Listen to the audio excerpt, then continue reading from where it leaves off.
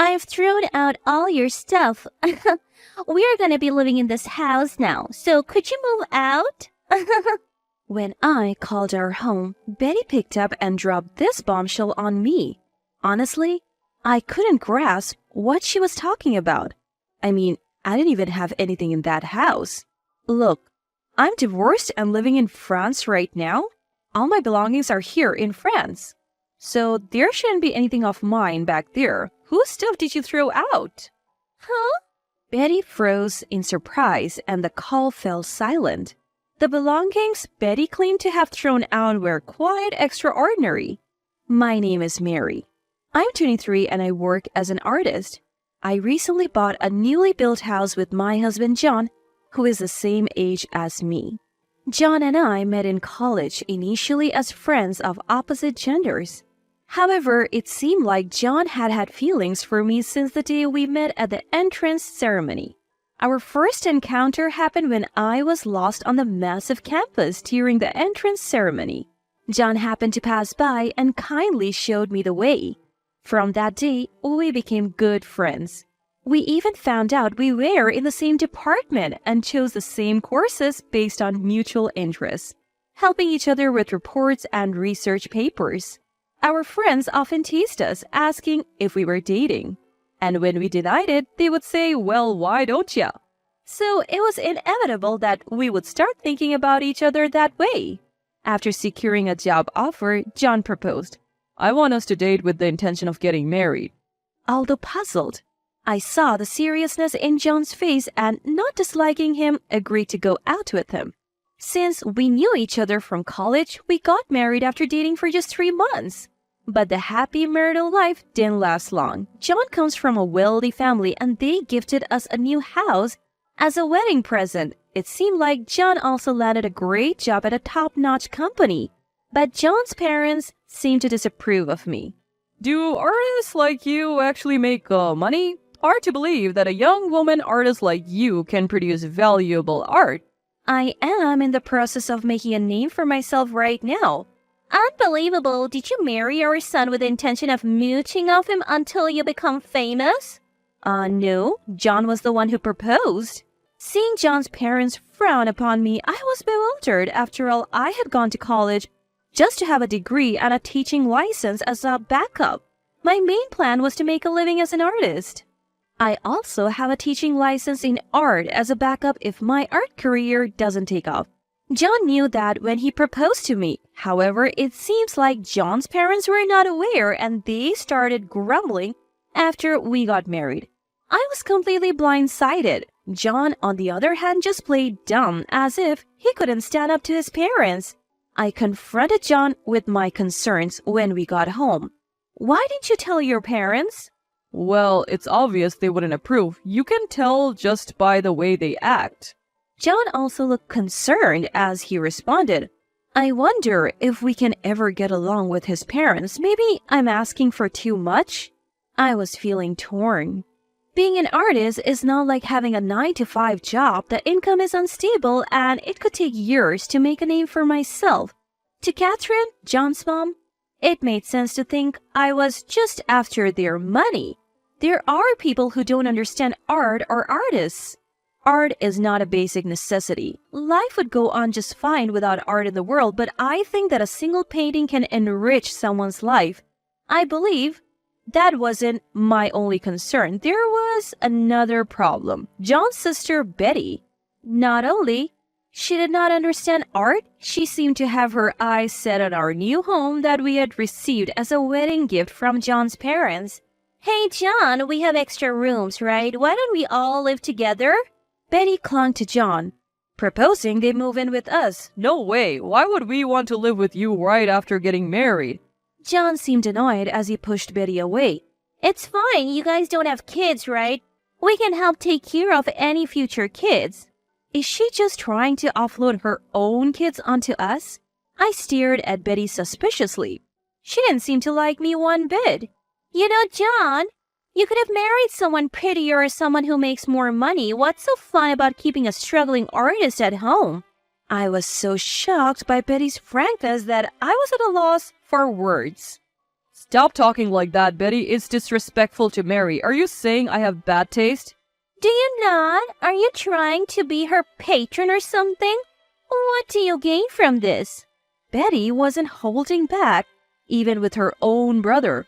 I don't measure my marriage in gains or losses. I just genuinely want to be with Mary. John glared at Betty with a voice tinged with anger, but Betty just chuckled. Why so mad? Hit a nerve, huh? My little brother is so cute. You really are a hopeless romantic.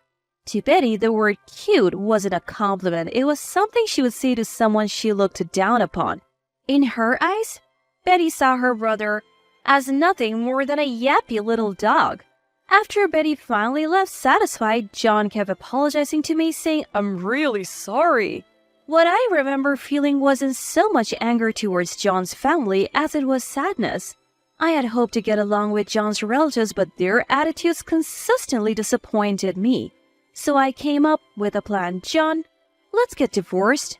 I casually uttered the word divorce once relaxed day in our new home, and it was enough to turn John pale. Divorce? Hold on. If this is about my family, I'll apologize. I'll even talk to them. Please, reconsider the divorce. Then I shared my thoughts with him. John seemed to calm down a bit. I see. I understand where you're coming from, Mary, but do we really need to divorce? If we say we are divorced, I think your family will finally be at ease. We can think about what to do next afterward. All right. So we told John's parents we were divorcing. Both father-in-law and mother-in-law were thrilled. Finally, John has come to his senses. Told you, this wouldn't last with a woman like her. John and I clenched our fists on our laps, hiding our true feelings as we endured. I'll be going on business trip to our office in France, so I'll be away for a while. After that, I intend to divorce Mary officially. In the meantime, Mary will look after the house. Then can I stay at the house too? Leaving her alone makes me nervous. She looks like she would steal. Betty, who had been at the in-laws' house, seized the opportunity. More than angry for being treated like a thief, I felt like the trap was set and the prey was caught.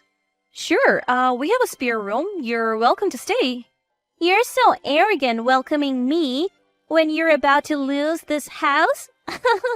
I just flashed a frustrated smile, holding back the words that she was the arrogant one. Say whatever you want. After this, we are going to be beyond your reach. And so John flew off to France, leaving Betty and me in the new home. The next day, I made a proposal to Betty. Betty, I have a favor to ask. Turns out I've been invited to travel by a friend back home. Can you look after the house while I'm gone? Even though John asked you to. Betty started, then suddenly fell silent and smirked. Sure, I'd be happy to help. I'll take care of this house. Have a safe trip.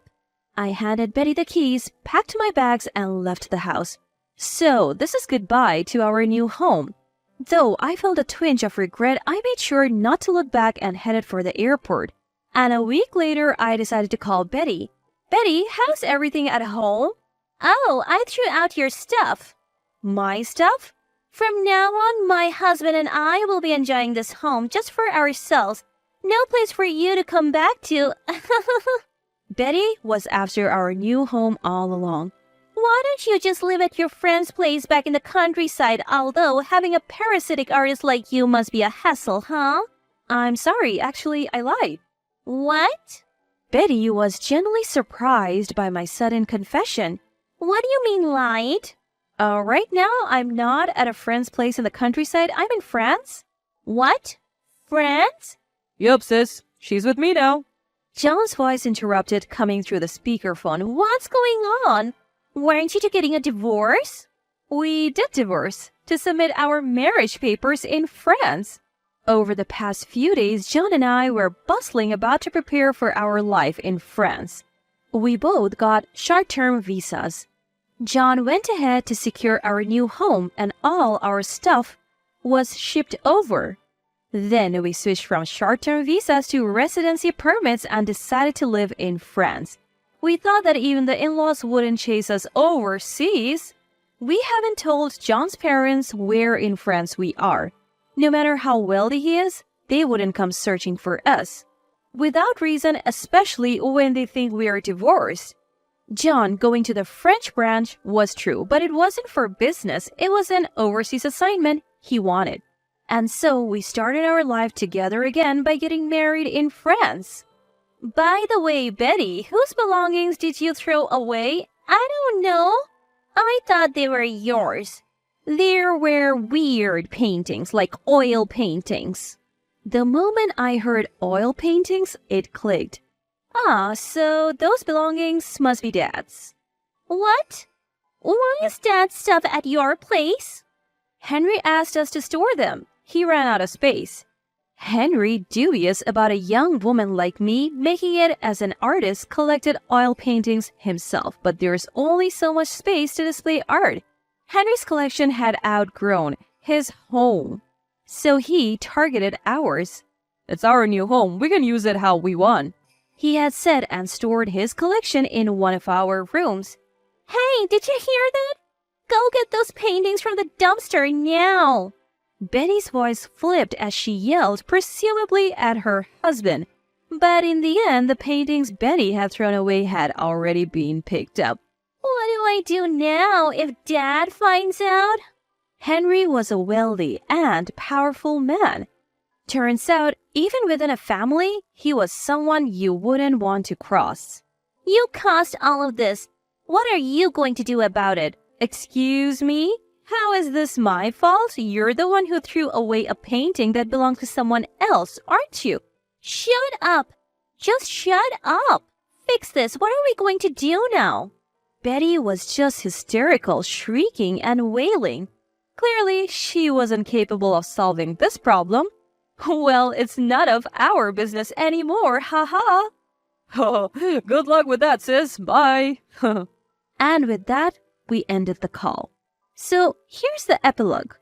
In the end, it came to light that Betty had secretly thrown away Henry's art collection, and she was subsequently ostracized by the family.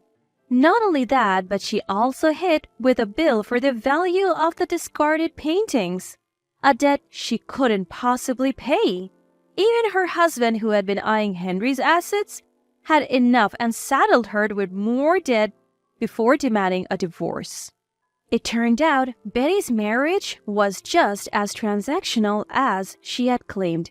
Since then, Betty has been living a lonely life in a small, run-down apartment, barely making ends meet with part-time jobs. Luckily for us, she doesn't have the means to chase us to France for revenge. Wondering how we know about Betty's tough times in New York? She calls us to vent her grievances. You would think international calls are expensive, but hey, not my problem. I hate you so much. If you ever come back to New York, you're not forgiven. Oh, scary, scary. No plans to return to New York anytime soon, so you can relax. So annoying. In France, there are a few conditions, but generally, you can become a naturalized citizen if you have lived here for over 5 years. John and I are considering just that. We have no lingering attachment to New York. I continue to study art in the city of Paris, a haven for artists. A revered artist I look up to is passionately teaching me and even helps me find art gigs, which is extremely helpful. My reputation is gradually growing, and I am currently swamped preparing for my own solo art exhibition. John's job at the France office is going well, too. Together, we enjoy life in Paris, studying the French language and engaging in cross-cultural exchanges. Paris is a melting pot, and John and I have befriended people from diverse backgrounds, not just fellow Americans. This multicultural experience offers a fresh thrill we never felt in New York, fueling our creative energies. Next vacation, John and I are planning to visit the Louvre Museum to gain inspiration for my next artwork.